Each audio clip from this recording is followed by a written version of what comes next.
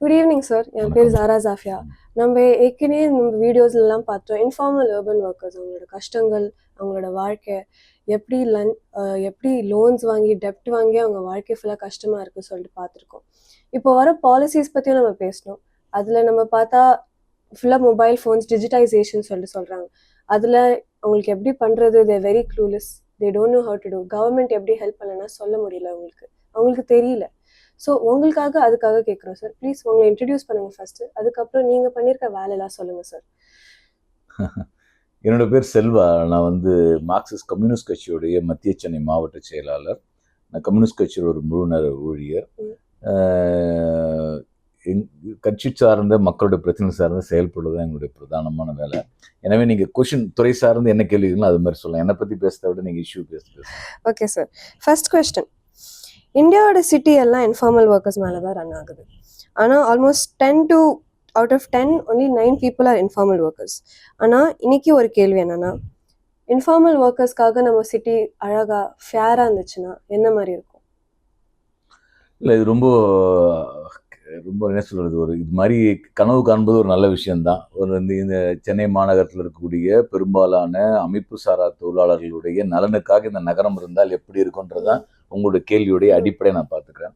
அப்படி இருக்கணும். என்னென்னா, அந்த நகரம் எப்படி கட்டமைக்கப்படுகிறதுன்ற விஷயம் இருக்கு இல்லையா? இப்போ நீங்கள் இப்போ சென்னையில் இப்போ மெட்ரோ ரயில் வருது. மெட்ரோ ட்ரெயின் நானும் சென்னையால், நீங்களும் சென்னையால், சென்னை மக்கள் கேட்டு மெட்ரோ ட்ரெயின் வருதா? மெட்ரோ ட்ரெயின் எப்படி உருவாகுது? இப்போ நீங்கள் பல இடத்துல பார்த்தீங்கன்னா மெயின் ரோட்டில் தண்ணீர் ஊற்றுகள் வருது. அப்படியே டிசைன் பண்ணி அழகான்றாங்க, ஸ்மார்ட் ரோடுன்றாங்க, ஸ்மார்ட் சிட்டிஸ்ன்றாங்க. பல வடிவமைப்புகளில் கட்டடங்கள்லாம் கட்டமைக்கப்படுது. இதெல்லாம் நம்ம விரும்பி கேட்கப்படுதான்னு பார்த்து நம்ம விருப்பத்தின் அடிப்படையில் கேட்கப்படலை. இன்னும் சொல்ல போனால் இந்த நகரம் எப்படி இருக்க வேண்டும் என்பதை யார் தீர்மானிக்கிறதுனா இந்த நகரத்தில் இருக்கிற மக்கள் தீர்மானிக்கவில்லை. மாறாக நம்ம அரசாங்கங்கள் கடன் வாங்குறாங்க. இப்போ வேர்ல்ட் பேங்க்லேயோ, ஏஷியன் டெவலப் பேங்க்லேயோ, அல்லது ஜப்பான் வங்கியிலோ வாங்குறாங்க. அப்போ வெளிநாட்டிலேருந்து கடன் வாங்கும் போது அவங்க என்ன சொல்றேன்னா, இந்த நகரம் எப்படி வடிவமைக்கப்பட்டால் அவங்க பிஸ்னஸ் ஃப்ரெண்ட்லியா இருக்கும் அப்படின்னு யோசிக்கிறாங்க. அப்போ சென்னை என்னன்னா ஒரு கிட்டத்தட்ட 1 கோடி மக்கள் இருக்காங்க. 1 கோடி மக்கள் என்னன்னா ஐரோப்பாவில் 2-3 நாடுகளுக்கே சமம். இது பல நாடுகளுக்கு சமமே சொல்லலாம் பல இடத்துங்கள்ல. ஸோ 10 லட்சம் இருக்கலாம் நாடுலாம் இருக்குது. அப்போ 1 கோடி பாப்புலேஷன். அப்போ அதே மாதிரி ஹார்பர், துறைமுகம் இருக்குது, ஏர்போர்ட் இருக்குது, நதிகள் இருக்குது, அடையார் இருக்குது, கூவம் இருக்குது, பக்கிங்ஹாம் கனால் இருக்குது, அந்த சைடு பார்த்தீங்கன்னா அவங்களுக்கு பாலா இருக்குது, இந்த சைடு பார்த்தீங்கன்னா கொசஸ்தலையார் இருக்குது. அப்படிப்பட்ட ஒரு கட்டமைப்பு இருக்கக்கூடிய இடத்துல அவங்களுடைய வர்த்தகத்துக்கு உகந்த வகையில இந்த நகரத்தை கட்டமைக்கிறாங்க. ஸோ எனவே அவங்க கட்டமைக்கக்கூடிய இடத்துல என்ன ஆகுன்னு சொன்னா, இங்க இருக்கக்கூடிய சென்னை மாநகர மக்களுடைய உழைப்பையும் அவங்களுடைய பொருளாதார வளத்தையும் சூறையாடுவதற்கு ஏற்பதான் திட்டங்கள் உருவாக்கப்படுவதை கண்டி, மாறாக அமைப்பு சாரா தொழிலாளர்களுடைய நலனுக்காக இங்க திட்டங்கள் உருவாக்கப்படுவது இல்லை. ஸோ இந்த இடத்துல இருந்து தான் நம்மை போன்ற ஒரு இடதுசாரி தொழிற்சங்கங்கள், இடதுசாரி அமைப்புகள்லாம் என்ன கூறியிருக்குன்னா, இந்த நகரம் என்பது நகர மக்களுடைய அடிப்படை தேவைகளுக்காக உகந்த வகையில கட்டமைக்கப்படும் என்பதற்கான ஒரு போராட்டத்தை நம்ம முன்னெடுத்திருக்கணும். இதுல பல போராட்டங்கள் வெற்றி பெற்றிருக்கும், தொடர்ந்து போராடி கொண்டு இருக்கணும்.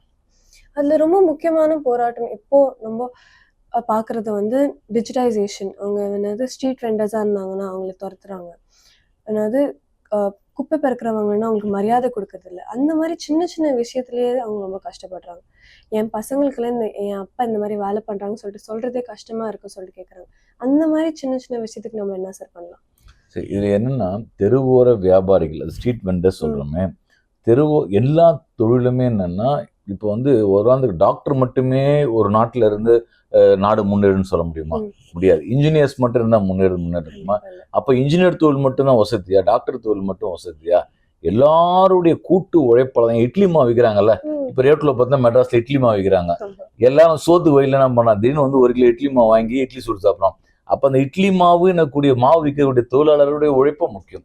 ஆட்டோ ஓட்டுறவங்க, டாடா மேஜிக் ஓட்டுறவங்க, லோடு வண்டி அடிக்கிறவங்க, ஷேர் ஆட்டோ ஓட்டுறவங்க, காய்கறி விற்கிறவங்க, பழம் விற்கிறவங்க, இப்படி எல்லாருடைய உழைப்பும் சேர்ந்தது தான் இந்த நகரத்தினுடைய வளர்ச்சிக்கு உதவியா இருக்கு. அது மாதிரி தான் தெருவோர வியாபாரம் என்றது. தெருவோர வியாபாரம் என்பது பர்டிகுலர்னா நம்மளுடைய சென்னை மாநகரத்துக்கு ஒரு கார்பரேஷன் நல்ல வருவாய் இருக்கக்கூடிய கார்பரேஷன். இந்த வருவாய்க்கு அடிப்படையா இருக்கிறது தெருவோர வியாபாரம் தான். ஏன்னு பார்த்தீங்கன்னா, இன்னைக்கு சென்னை மாநகரத்து, இந்தியாவே அப்படிதான். சென்னை எல்லாருமே எல்லாம் போயிட்டு ரிலையன்ஸ் ஃப்ரெஷ்ல போய் காய்கறி வாங்குவாங்களா? ரிலையன்ஸ் ஃப்ரெஷ்ல போய் வாழைப்பழத்தை போட்டு 1330 கிராம் துட்டு வாங்குவான். கரெக்டாக கிராம் வயசு எடை போட்டு. அப்போ அதே சார் உங்களுக்கு கவர் வேணும், அதுக்கு ஒரு 50 காசு வாங்கிட்டு போடுவானுங்க. தெருவோரத்தில் போயிட்டுன்னா ஒரு ஒரு ஒரு 12 வாழைப்பழம் வாங்கன்னு சொன்னா 1 கிலோ நம்ம 1.5 கிலோனா 1.20 அல்லாம 1 கிலோ தான் எடுத்து கொடுத்துட்டு போயிட்டே இருப்பாங்க. ஸோ பிஸ்னஸ் வந்து என்னன்னா மக்கள் வாங்குவதற்கும் தெருவோர வியாபாரம் தான் முக்கியமா இருக்கு. ரெண்டாவது அவங்க வந்து உடனடியாக சேல்ஸ் பண்ணிட்டு அடுத்து வேற வியாபாரத்துக்கு போகக்கூடிய இடமா இருக்கு. இந்த அடிப்படையில் இந்த தெருவோர வியாபாரத்தினுடைய புழங்கு சக்தி இருக்கு இல்லையா, மக்களிடம் வாங்குறது வியாபாரம் பண்றது மூலியமாக மக்களுக்கு உகந்த வகையில் அந்த தெருவோர வியாபார பிஸ்னஸ் தான் இருக்குது. அப்போ இதன் மூலயமா என்னன்னா கார்பரேஷனுக்கு வருமானம் வருது, இந்தியா முழுக்க இதான் நடக்குது. இப்போ இந்த தெருவோர வியாபாரம் என்பது இந்திய பொருளாதாரத்தில் மிக முக்கிய பங்கு வகிக்கக்கூடிய ஒரு தொழில் என்பதை நாம் அங்கீகரிக்க வேண்டும். நாம் அங்கீகரிச்சாச்சு. நாம் அங்கீகரிச்சாச்சுன்னா சுப்ரீம் கோர்ட் அங்கீகரித்திருக்குது, இந்திய நாடாளுமன்றம் அங்கீகரித்திருக்குது. எனவேதான் இந்திய நாடாளுமன்றத்தில் என்ன பண்ணோம்னா தெருவோர வியாபாரிகளை பாதுகாப்புக்காக சட்டமே கொண்டு வரப்பட்டிருக்கு, street vendors act. As per street vendors act ரொம்ப ஒரு பிரமாதமான சில அம்சங்கள்லாம் அந்த சட்டத்தில் இருக்கு. ஃபார் எக்ஸாம்பிள் வந்து ஒரு இடத்துல வந்து ஒரு 35 வருஷமா தொடர்ந்து ஒரு வியாபாரம் இருக்குன்னா அது நேச்சுரலான வெண்டிங் பிளேஸ்ன்றாங்க, இயற்கையான வியாபார அங்காடி.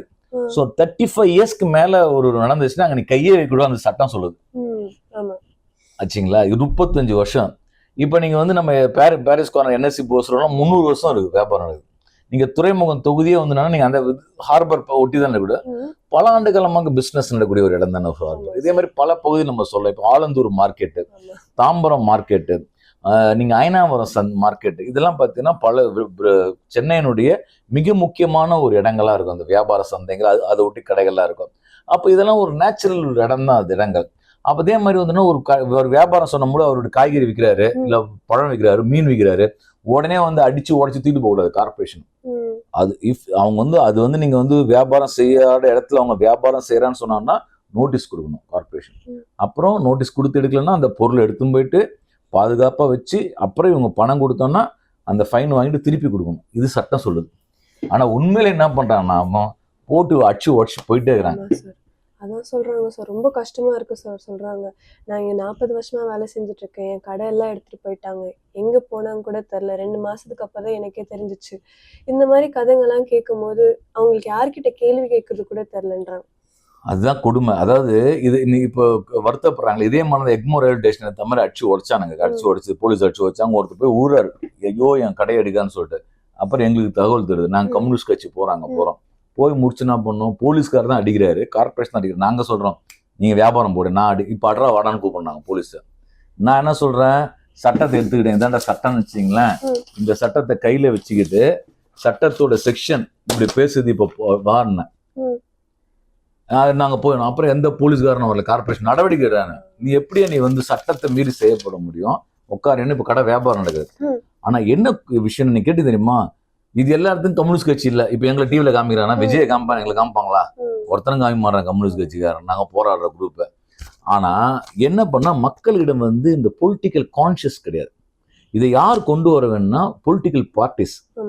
இப்ப பொலிட்டிக்கல் பார்ட்டிஸ் என்ன நினைக்கிறாங்கன்னா மக்கள் வந்து மக்களாவே மதிக்கிறது கிடையாது, ஓட்டு வாங்கக்கூடிய ஒரு ஆளா பாக்குறாங்க, ஓட் பேங்க். அப்ப என்னன்னா அவங்களுடைய விழிப்புணர்வு பண்ணல, மக்கள் வந்து விழிப்படையினால உனக்கு கூட ஒரு சட்டம் இருக்கு, உன் உரிமைக்காக நீ போராடணும்னு சொன்னா அவங்க பார்த்துப்பாங்க. இப்ப நாங்க சென்னையில அப்படி போராட்டம் நடத்தி என்ன பண்ணோம்னா வெண்டிங் கமிட்டியை ஃபங்க்ஷன் பண்ண வச்சிட்டோம் கார்பரேஷன்ல. வெண்டிங் கமிட்டினா ஆஸ் பர் அந்த ஆக்ட் பிரகாரம் என்னன்னா ஒரு வியாபார பகுதி வியாபாரம் செய்யக்கூடிய பகுதியா செய்யக்கூடாத பகுதியா என்பது யார் வரையறுக்குன்னா வெண்டிங் கமிட்டி. வெண்டிங் கமிட்டினா அது 20 பேர் கொண்ட மெம்பர்ஸ். அந்த 20 பேர் மெம்பர்ல பண்ண 15 பேர் வந்து அது வந்து ஒவ்வொரு துறை சார்ந்தவங்க இருப்பாங்க.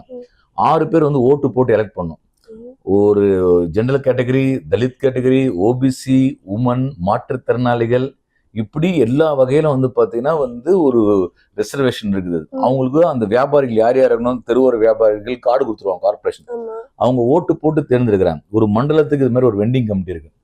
ஸோ இந்த வெண்டிங் கமிட்டி இப்பதான் வந்தது சென்னை கார்பரேஷன். அதுவும் நாங்க ஃபைட் பண்ணதுனால அதுவும் ஓட்டு போட்டு ஜெயிச்சிருக்காங்க. இப்போ இன்னும் வந்து இது இன்னும் ஸ்ட்ரென்தன் பண்ண வேண்டிய ஏரியா. ஆனா இதெல்லாம் எங்கேயுமே விவாதிக்கப்படுறதே கிடையாது. அப்போ ஒரு தெருவோரத்துல வியாபாரம் செய்யக்கூடிய ஒரு அக்காவுக்கு வந்து கடையை அடிச்சு வச்சாங்க, ஐயோ யாருக்கு ஃபோன் பண்ணோம், ஐயோ அந்த சங்கத்துக்காரனை ஃபோன் பண்ணுவான்னு சொல்ற மாதிரி அவங்களுக்கு தெரியல. அதான் சார், அவங்களுக்கு இருக்கிற உரிமை, அவங்களுக்கு இருக்கிற ரூல்ஸ், கான்ஸ்டிடியூஷன். இந்த மீடியால என்ன கேட்டுட்டு இருக்காங்க யோசிச்சு பாருங்க. இவ்வளவு மீடியா இருக்கு, எந்த மீடியாவை உட்காந்து ஏமா தெருவோர வியாபாரிகளே உங்களுக்கு பாதுகாக்கப்பட வேண்டும் என்றால் இந்த சட்ட ஏழோ சூசைட் பண்ண இந்த நம்பருக்கு ஃபோன் பண்ணி சொல்றாங்க நியூஸ் பேப்பர்லாம் பாக்குறீங்களா? உரிமைக்கு இந்த நம்பருக்கு போடியா, கார்பரேஷன் கம்ப்ளைண்ட் பண்ணணும்ல, பண்ணா வரணும்ல. ஸோ இது பிரச்சனை என்னன்னு சொன்னா இங்கதான் அடுத்த இடம் வருது. அது தெருவோர வியாபாரிகளை கண்ணியமா பார்க்காத ஒரு சமூகம். என்னன்னா தெருவில் வேலை செய்றேன் தலை காஞ்சமாவன் அவனை கேட்டேன் யாருக்கு வந்துருவான்ற ஒரு திமிரு பிடிச்ச ஒரு சமூகம். நம்ம ஒரு காஸ்ட் சொசைட்டி வேற நம்மளுது. அப்ப என்னன்னா அந்த வியாபாரம் பண்ணக்கூடிய நபருடைய கலர், அவருடைய சமூகம். நீங்க ஒரு ஏதாவது ஒரு தெருவோர பேர் நான் கேட்கறேன், அந்த சென்னையில ஒரு உயர் சாதியை சார்ந்த ஒரு ஆள் கத்திரிக்காய் இருக்கிறாள் பாத்தீங்கன்னா நான் சொல்ல பார்ப்போம், நான் பார்க்கல. ஆனா காலம் முழுக்க ஒடுக்கப்பட்ட பிற்படுத்தப்பட்ட சமூகத்தை சார்ந்தவங்கலாம் தெருவோரத்துல இருக்கிறாங்க. அப்போ சாதி ரீதியா அவங்க ஒடுக்குமுறை இருக்குது, வர்க்க ரீதியாவும் இருக்குது இந்த இடத்துல இருக்கு. அப்போ ஈஸியா இப்ப டீல் பண்றான். எனவே நாங்க சொல்றோம், நீ யாரா நீ ஈஸியா தூக்குறதுன்னு கேட்கறது நாங்க கம்யூனிஸ்ட் கட்சிக்கிறோம். திருப்பி மிரட்டுறோம் நாங்க, நீ கை வைக்காத சட்டம் இருக்குன்றோம் நம்ம. இப்போ நம்ம சரி போலீஸ் இப்போ கோர்ட்டு சொல்லுதான் தெரியுமா போகுது. இப்போ ஹைகோர்ட் நம்ம கோர்ட் எப்படி இருக்கு பாருங்க. இப்போ ஒரு ஆர்டர் ஜட்ஜ்மெண்ட் கொடுத்துருக்காங்க. அந்த ஜட்ஜ்மெண்ட் என்ன சொல்லுதுன்னா, என்எஸ்சி போஸ் ரோடு வந்து 300 வருஷமா சொன்னேன், இதனால டிராபிக் இதுவா இருக்குது, கடையெல்லாம் இடின்றாங்க கோர்ட்டு. கார்பரேஷன் இடிக்க போறாங்க. அப்புறம் என்ன கார்பரேஷன் சொல்றாங்க, வெண்டிங் கமிட்டிலாம் பார்த்துட்டு சரிப்பா இந்த இவ்வளவு தூரம் கடை போடுங்கப்பா, இதுக்கு மேல கடை போடாது, அதே பார்வையிடுவதுக்குன்னு சொல்லிட்டு கார்பரேஷன் ஆபீசர்ஸ்லாம் பேர் போட்டு இவங்கெல்லாம் வந்து இந்த இவங்க வெளியே வந்தாங்கன்னா பாதுகாக்கிறதுக்குன்னு சொல்லிட்டு கார்பரேஷன் அஃபிடவிட் ஃபைல் பண்ணுது. யார்கிட்ட? நீதிமன்றத்துல. ஜட்ஜ் என்ன சொல்றாரு, அந்த கார்பரேஷன் கொடுத்தக்கூடிய அஃபிடவிட் காப்பி எல்லாம் எடுத்து வச்சுட்டாரு. வச்சு முடிச்சுட்டு அவர் சொல்றாரு, இதெல்லாம் பண்ணாலும் பரவாயில்ல, நான் 2 வக்கீல போடுறேன், துட்டுக்கு அவருக்கு சம்பளம் கிடையாது 2 வக்கீலுக்கு, நீ போய் வேடிக்கை போகலாம். இந்த ஸ்கூல்ல படிக்கிறவன் பேசுறவன் பேர்லாம் எழுதி போடுவோம் தெரியுமா போர்டுல சில பசங்க. அந்த மாதிரி என்னன்னா ஜட்ஜ் என்னன்னா 2 அட்வொகேட்டை விட்டு நீ பாரு, அந்த கார்பரேஷன்காரன் சொல்றதை தாண்டி யாரெல்லாம் கடையை தள்ளி போறானோ அவங்களாம் எழுதி கொடுன்றாப்புல. இப்போ கோர்ட் ஆர்டர் போட்டிருக்கு. இதை பத்தி ஒரு பத்திரிகையும் பேசல.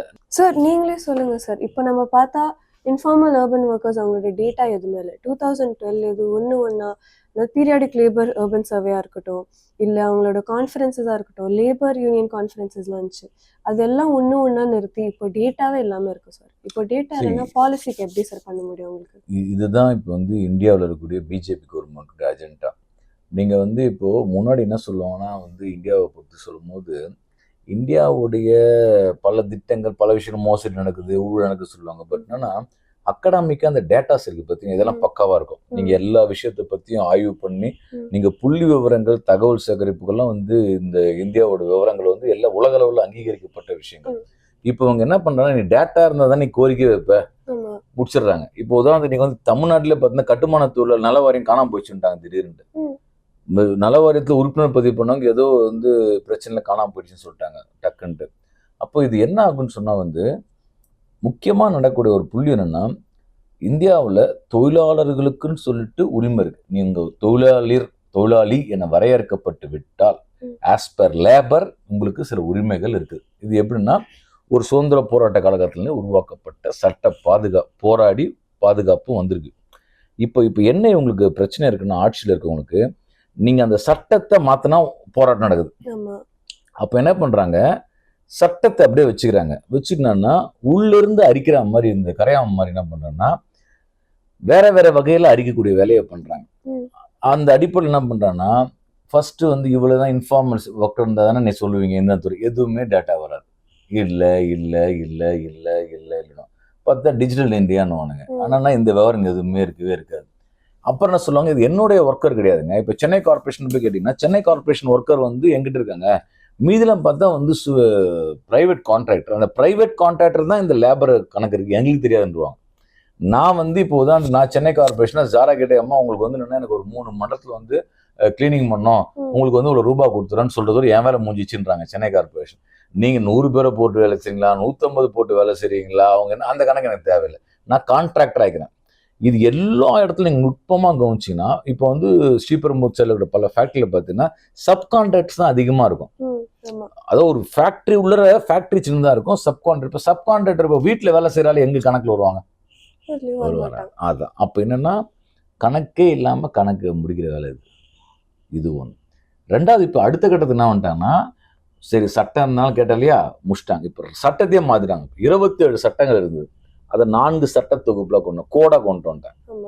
கோடாக கொண்டு வந்து அர்த்தம்னா நல்ல ஒட்ட உரியறதுக்கு ஏற்ற மாதிரி ஒரு இன்டர்நேஷ்னல் கேபிட்டல் ஃபினான்ஸ் கேபிட்டல் வெளிநாட்டிலேருந்து வருதுன்னா அவங்க என்ன சொல்கிறாங்க, எப்போ எனக்கு இங்கே வருது, இப்போ நல்லா படிச்சிருக்காங்க 10th +2 படித்தாலுக்கு என்ன தேவை, நீ மிஷின்லலாம் போயிட்டு வந்து சும்மா கொடையெல்லாம் தேவையில்லை. இப்போ கம்ப்யூட்டர் நியூ ரிமிங் மிஷின் சிஎன்சி வந்துச்சு, சுவிட்சிலே பண்ணலாம். அப்போ என்ன பண்ணோம், தட்டுற வேலை மட்டும் பார்த்தோம். அது என்ன போவோம், மினிமம் ஒரு 10th +2 பிடிச்சா வா உனக்கு ஃபேக்ட்ரியில் இந்த பார்ட்டுக்கு இந்த வேலை மட்டும் செய்கின்ற, உனக்கு எவ்வளோ இப்போ சம்பளம் 14,000 ரூபா 5,000 ரூபா, சொக்கா போட்டுக்க, பேண்ட்டை போட்டுக்க, சல்வார் கமிஸ் போட்டுக்க, வா பட்டனை தட்டு போயிட்டேருன்றான். அப்போ அவன் வந்து சொல்கிறான் எனக்கு இஎஸ்ஐ என்ன தொழிற்சாங்க அதெல்லாம் கிடையாது, இல்லை எங்கள் சட்டத்தில் இருக்கேன் நம்ம சொன்னவன் அவனா சொல்கிறான். இப்போ கவர்மெண்ட்டு சட்ட பாதுகாப்பு கூட முடிச்சிட்டான். ஒரு 100 பேர் ஒரு ஃபேக்ட்ரியில் ஒர்க் பண்ணாங்கன்னா உனக்கு வந்து தொழிற்சங்க உரிமை இருக்குது அப்படின்னு ஒரு இருந்தா அந்த 100 பேர் இந்த எண்ணிக்கை 300 பேராக மாற்றிட்டாங்க. அப்போ நான் நீங்கள் ஏற்கனவே சின்னதாக ஃபேக்ட்ரிஸ் பிளான்ட் வந்துச்சு. அப்போ நீங்கள் 300 பேருக்கு எங்கே இருப்பான், 100 பேர் 299 பேர் இருந்தாலும் உனக்கு உரிமை கிடையாது போன்ட்டான். சாக வேண்டியதான். அதான் அரசாங்கம் சொல்லுது, நீ ஒரு ரத்தம் மட்டும்தான் வேணுன்றானுங்க. இப்போ என்னன்னா உடல் ரத்தத்தை உரியக்கூடிய வேலையை வந்து பச்சையா இன்னைக்கு வந்து இந்திய அதிகார வர்க்கம் நடத்திட்டு இருக்கு. மாடர்ன் கேபிட்டலிசம் நடக்குது. இந்த கேபிட்டலிசம் அண்ட் கிரைசிஸ் இன்னைக்கு சமகால முதலாளித்துவம் வந்து நெருக்கடி இருக்கு. உற்பத்தி அதிகமாயிடுச்சு. உற்பத்தியை வாங்கினா மனுஷன் எல்லாம் வளர்ந்தா பரவாயில்ல, கை காலு மூக்கு கண்ணு எல்லாம் வளரணும். கை மட்டும் நீண்டே போனா வளர்ச்சி, அது நோய். அது இப்போ இந்தியாவுக்கு வந்திருக்கு நோய், ஆனால் வளர்ச்சின்றானுங்க. இல்லடா சாமி, இது வளர்ச்சி இல்லடா, நோய்டா அவங்களுக்குன்றோம். மனுஷன்ல இருக்கிற இந்தியாவில் இருக்கக்கூடிய ஒரு 2000 பேர் பணக்காரன் இருக்கான், கோடீஸ்வரன், அவன் மட்டும் சொத்து ஏறிட்டே போகுது, மீதியாலாம் பரதேசி ஆகிறான். அப்போ வந்து என்னன்னா இந்த ஏற்றத்தாழ்வு தான் நீ இருக்கிற அன்இக்குவல். ஸோ இதற்கு எதிராக சமச்சீரற்ற வளர்ச்சிக்கு எதிராக ஒரு கருத்தியல் உரையாடல் இன்னைக்கு சமூகத்தில் நடக்கணும். எங்களை போன்ற இடதுசாரி இயக்கங்கள், தொழிற்சங்க அமைப்புகள்லாம் எங்களுடைய சக்தியை மீறி மக்கள் மத்தியில் இந்த உரையாடலை முன்னேற்ற இருக்கும். ஆனால் கொடுமை என்னன்னு சொன்னால், கார்பரேட் மீடியாவில் இதெல்லாம் விவாதமே வர மாட்டேங்குது. கார்பரேட் மீடியா என்னக்குன்னா அதுவே பிஸ்னஸாக பார்க்குது. எது போட்டால் மக்கள் பார்ப்பான், விளம்பரம் மக்களை பார்க்க வச்சு விளம்பரம் சம்பாதிக்கலான்றது அவங்க சீரியஸ்னஸே இருக்காது. கிரைம் நியூஸ் அதிகமாக இருக்கும் பாருங்க, எல்லா சேனலும் கிரைம் நியூஸ். கத்தி எடுத்து சதக்குன்னு குத்துனா இவன் மியூசிக் போகிறோம். இது கொலடா செத்தனோட எல்லாத்தையும் வந்து ஒருத்தன் சாகடிக்கிறது, ஒரு பாலியல் வல்லுறவை, ஒரு திருட்டை, களவாணிதனத்தை மக்கள் ரசித்து சினிமா மாதிரி பார்க்குற மாதிரி வந்து என்னென்னா இன்னைக்கு செய்திகள் கட்டமைக்கப்பட்டக்கூடிய ஒரு காலகட்டத்தில் ஒரு இடதுசாரி இயக்கங்கள் நாங்கள்லாம் இவ்வளோ நாள் களத்தில் நிற்கிறதே எங்களோட வெற்றி தான். ஆமாம் சார், கண்டிப்பாக சார். உங்களுக்காக தான் சார் ஹெல்ப் பண்ணோம், நாங்கள் நன்றி சொல்லணும் சார். அட்லீஸ்ட் உங்ககிட்ட உதவி கேட்குறாங்க நிறைய பேர் வந்து சொல்கிறாங்க, எங்களுக்கு ஆளுங்க இல்லை, ஆனால் எங்களுக்கு தெரிஞ்ச பார்ட்டி ஆளுங்க கிட்ட கால் பண்ண அட்லீஸ்ட் வராங்க, அவங்க தான் சார் நம்புகிறாங்க. இன்னொன்று ஒரு ஸ்மால் கொஸ்டின் சார், இப்போ நிறைய இந்தியன் ஸ்கீம்ஸ் வந்து சொல்கிறாங்க டிஜிட்டைசேஷன் சொல்லிட்டு, ஈஸ்ராம் வந்திருக்கு, ஜாப் போர்ட்டல் வந்திருக்கு, ஸ்வாநிதி வந்திருக்கு, இதுலலாம் சொல்லிட்டு வேலை கொடுப்போம் சொல்லிட்டு எதுவுமே வரமாட்டேங்குது சார். அவங்க ஷ்ராம் கார்டு வாங்க சொன்னாங்க, இந்த போர்ட்டலுக்கு போக சொன்னாங்க, ஆனால் போனால் எதுவுமே வரமாட்டேங்குது, அவங்களுக்கு ஆன்சர் வரமாட்டேங்குது. வந்தாலும் ஒரு நாளுக்கு இல்லை ஒரு வாரத்துக்கு 1000 ரூபாய் அந்த மாதிரி தான் கொடுக்குறாங்க. இதுக்கு என்ன சார் சொல்லுறீங்க? சரி, ஒரு மாடர்னைசேஷன் ஆகுறது நாங்கள் எதிர்க்கிறதே கிடையாது. நீங்கள் சமூக மாடர்னைஸ் ஆக வேண்டியது அவசியம் இருக்குது, அதில் தப்பும் கிடையாது. ஆனால் இந்த மாடர்னைசேஷன் யாருக்காக, எதற்காக, எப்படி நடக்கப்படுகிறது தான் கொஸ்டின். இப்போ உதாரணத்துக்கு என்னுடைய மொபைலில் வந்து பிஎஸ்என்எல் சிம் வச்சுக்கிறேன், அது உள்ள நுழையத்துக்குள்ளேயே எனக்கு நெட்டு போட்டு வராது போச்சா. அப்புறம் ஒருத்தன் வந்து தோசைக்கல்ல சைஸ்க்கு மொபைல் வச்சுக்கிறானுங்க, அந்த ரேம் அதிகமாக தொட்டால் உள்ளே போடும். ஈவன் 10,000 ரூபாய்க்கு 8,000 ரூபாய்க்கு மொபைல் வச்சுருப்போம், அது உள்ளே போகணும். 4 வாட்டி போகும்போது அது கிளிக் ஆகாது. தொழிலாளி என்ன பார்ப்பாரு, அதை போட 4 வாட்டி போட அதை விட்டுது ஏன்டா பார்க்காம போய்டுவாங்க. ஏன்னா அவங்க வேலைக்கு போகிற நேரம் பார்ப்பாங்கன்னா இதில் உட்காந்து அப்புறம் அங்கே போய் கம்ப்யூட்டர் சென்டரில் போய் குத்து ஏற்றுறது பார்ப்பாங்களா. இதுக்கு தான் நாங்கள் என்ன சொன்னோம், தொழிற்சங்கம் முன்னாடி என்ன பண்ணோம்னா ட்ரேட் யூனியன் ஆஃபீஸ் இருக்குல்ல. எர்லியர் என்னன்னா, இப்போ நான் ஒரு கட்டுமான தொழிலாளினா நான் கட்டுமான தொழில் சங்கத்துக்கு போகணும், சார் தோழர் நான் வந்து கட்டுமான தொழில் வேலை செய்கிறேங்க, என்னப்பா செத்தாலா அப்படின்னு சொன்னால் ட்ரேட் யூனியன் என்ன பண்ணால் ஒரு பேர்லாம் எழுதி இந்த அட்ரஸில் இருக்கிறாரு, இவர் கட்டுமான தொழிலாளி என்று நாங்கள் அங்கீகரிக்கும் ட்ரேட் யூனியன் சீல் குத்தோம், அங்கீகரிக்கப்பட்ட ட்ரேட் யூனியன். அந்த சீல் குத்திட்டான்னா அவர் வந்து வாரியத்தில் மெம்பர் ஆகிடுவாங்க. அப்புறம் என்ன பண்ணுவார்னா இவர் கார்டை வாங்கி நாங்கள் வச்சுப்போம் ஆஃபீஸில். இவர் வந்து சொல்லுவார், 10ஆம் எனக்கு வந்து பைக்கில் வந்து அடிப்பட்டாருன்னு, அடிப்பட்டார் காலாக உடனே நாங்கள் அப்ளை பண்ணி அவருக்கு பணம் வாங்கி தந்துடுவோம். ட்ரேட் யூனியன் அந்த வேலையை செஞ்சது. அவங்க புள்ள படிக்கிறாங்கப்பா, இப்போ 10th +2 வாங்க, உங்கள் பசங்க 10th +2 போதா மார்க்கா 1000 ரூபா கொடுக்குறானுங்க, 1000 ரூபா எழுதி போடுப்பா பணம் வாங்கி. அவர் ஃபார்ம்லாம் நம்மளால தான் கவர்மெண்ட் ரெடி பண்ணுவாங்க, நல்லா தள்ளி விட்டுருவானுங்களே. இப்போ தொழிற்சங்கன்னா கரெக்டாக எழுதி ஓ குடியா கரெக்டாக எழுதி நீ நான் இக்கிங்க பார்க்குற கரெக்டாக பாரியான்னு கொடுத்து மிரட்டு வந்துடுவோம். இப்போ தொழிலாளி போனால் வெளியே ரோட்டில் இல்லைன்னுவான். அவர் போய் நிற்பார் காலங்காத்தான் வந்து ஒரு நாள் 2 மணி நேரம் காக்க விட்டா வச்சுங்க அடப்போடம் 1000 ரூபாய்க்கு நான் ஏன்டா அலையணும், அவங்க வேலை. நான் பாட்டுன்னு வேலையை போட மரியாதை நம்ம போயிட்டு இருப்பாப்புல. இதுதான் இன்னைக்கு அரசாங்கம் நடத்துது. அதாவது மாடர்னைஸ் பண்றன்ற பேர்ல தொழிலாளர் அவர் உரிமைகளை பெறுவதற்கான இருந்த வாய்ப்புகளை நுட்பமா அறுத்தெறிகிற வேலை இது. புரியுது சார். ஃபுல்லா வேலை பண்றது ட்ரேட் யூனியன். ஆனா ட்ரேட் யூனியனுக்காக நிறைய பண்ற மாட்டேங்கிறாங்க சார். அவங்க டைரக்டா எங்களுக்கு ட்ரேட் யூனியன் வேணாம், எங்களுக்கு டைரக்டா கஸ்டமர்ஸ் கிட்டே வெண்டர்ஸ் கிட்டே நாங்க போய் ரீச் அவுட் பண்ணோம், அதுக்காக தான் இந்த மொபைல் ஃபோன்ஸ் இந்த ஸ்கீம்ஸ்லாம் சொல்றாங்க. டைரக்ட் கொடுக்கறதுல நம்ம நான் கொடுத்து நம்ம என்ன வேணாம் சொல்ல போறோம். ஆனா நீ கொடுக்கலையே, கொடுக்காத மட்டும் இல்லை தெரியுமா சார், நீ என்னது புண்ணியம் என்னது நீ தானம் பண்றாங்க என் உரிமைடா. நீ நீ என்னோட உழைப்புக்கு நீ கொடுக்குற உரிமை, அந்த உரிமைன்றதை இவங்க தானமா மாத்துறாங்க, அவங்க தானமா காமிக்கிறாங்க. ஆனா என்ன பண்றாங்கன்னு சொல்லிட்டு தெரியல சார். அது இந்த மாதிரி சின்ன சின்ன ஸ்கீம்ஸ்க்குலாம் அவங்க அவேர்னஸ் கேம்பெயின்ஸ் பண்ண சொல்றாங்க சார். அவேர்னஸ் கேம்பெயின் நம்ம ட்ரேட் யூனியனும் பண்றோம். இப்போ இது கொஞ்சம் இதுல என்ன சிக்கல் இருக்கு பார்த்தீங்கன்னா, ட்ரேட் யூனியனுக்கும் ஒரு லிமிடேஷன்ஸ் தான் இருக்கு. இப்போ இங்க இப்போ ட்ரேட் யூனியன் இருக்கிற ஆள் அவருக்கும் அவரும் ஒரு கட்டுமான தொழிலாளர் இருப்பாரு, அவர் ஒரு தெருவோர வியாபாரியா இருப்பாரு, அவர் வியாபாரத்தை முடிச்சுட்டு அவர் சாயங்காலம் அவரோட குடும்பம் பொருளாதாரம் அப்போ என்ன பண்ணார், அவரால் முடிகிற அளவுக்கு அவங்க பண்ணுவாங்க. அப்புறம் கொஞ்சம் பெரிய அளவுக்கு பண்ண முடியும். ஆனால் இதற்கான ஸ்பேஸ் எங்களுக்கும் கிடையாது. ட்ரேட் யூனியன் ஃபங்க்ஷன் பண்ணுறதுக்குரியதே தடுக்கிறாங்க இப்போதைக்கு. எப்படி தடுக்கன்னு சொன்னால் இப்போ நீங்கள் தொழிற்சங்கத்துக்கு போனால் வேலைக்கு ஆகாதீங்க, கம்யூனிஸ்ட் கட்சிக்காரெல்லாம் போயிடாதீங்க, இருக்கிற தொழிலே கெடுத்துருவான்னு பிரச்சாரம் பண்ணுவானுங்க. அங்கெல்லாம் போகாத, நம்ம இவர் அந்த கட்சியில் இருக்கிறாரு, ஒரு கவுன்சிலில் இருக்கிறாரு, இவர்கிட்ட கூட ஒன்று கிடச்சிரும்னு சொல்லுவாங்க. அதாவது ஒரு நபர் ஒரு மனிதர்னா யாருக்கும் நம்ம அடிமை கிடையாது. As individual dignity of life நம்ம கான்ஸ்டியூஷன் உறுதி செய்திருக்கு. ஓகே, அப்போ டிக்னிட்டியோட வாழணுன்றது ட்ரேட் யூனியன் சொல்லுது. ஆனால் இங்கே முதலாளித்துவ கட்சிகள்லாம் என்னன்னா சாதியால பார்ப்பான், ஊரால பார்ப்பான், அவன் சொந்தக்காரனா பார்ப்பான், அவனுக்கு ஓட்டு போடக்கூடிய ஒரு மிஷினாக பார்ப்பான், அதுக்கேற்ற நம்ம டீல் பண்ணுறான்.